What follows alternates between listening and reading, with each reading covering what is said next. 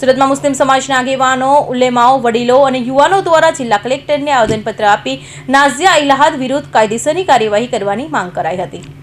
અસામાજિક તત્વ નાઝિયા ઇલાહાદ દ્વારા પયગંબર હઝરત મોહમ્મદ મુસ્તફા અંગે કરવામાં આવેલી કથિત અપમાનજનક ટિપ્પણીઓના વિરોધમાં સુરતમાં મુસ્લિમ સમાજના આગેવાનો, ઉલેમા, બહેનો અને યુવાનો મોટી સંખ્યામાં જિલ્લા સેવા સદન ખાતે એકત્રિત થયા હતા। સમાજના પ્રતિનિધિઓને જિલ્લા કલેક્ટરને આવેદનપત્ર સોંપી સમગ્ર ઘટનાની નિષ્પક્ષ તપાસ કરવા તેમજ કાયદો મુજબ જરૂરીની કાર્યવાહી કરવાની માંગ કરી હતી। આવેદનપત્રમાં જણાવ્યું હતું કે આવા નિવેદનો ધાર્મિક લાગણીઓને ઠેસ પહોંચાડે છે અને સામાજિક સૌહાર્દની અસર કરી શકે છે। જોકે કાર્યક્રમ દરમિયાન સમાજના આગેવાનોએ શાંતિ, કાયદાનું પાલન અને બંધારણીય માર્ગે પોતાની રજૂઆત કરવાની અપીલ કરી હતી।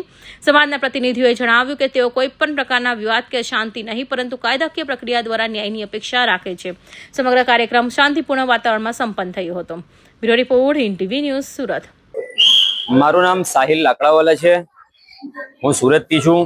નાઝિયા ઇલાહી ખાન જે બાઈ છે તેમે हमारा हुजूर सल्लल्लाहु अलैहि वसल्लम જે हमारा पैगंबर ને અમે એમના ઉમ્મતી જે અભદ્ર ભાષામાં જે ટિપ્પણી કરી છે એ ખૂબ જ દુઃખદ વાત છે।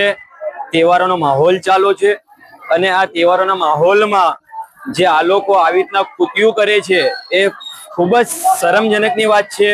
દેશની હિતમાં આ સરકાર જે ભાજપ સરકાર છે એના અંદર લઘુમતી મોરચામાં આ નેતા છે તો આમના ઉપર શું એફઆઈઆર નહીં થશે કે શું આમના ઉપર એક્શન નહીં લેશે? એના માટે અમે કલેક્ટર ઓફિસ ખાતે આવેદન પત્ર આપવા માટે આવ્યા છે અને હંમેશા મુસ્લિમ સમાજ વતી એ માંગણી કરીએ છીએ કે એફઆઈઆર દર્જ કરવામાં આવે, યોગ્ય કાર્યવાહી કરવામાં આવે એવી આશા રાખું છું। જય હિન્દ, જય ભારત।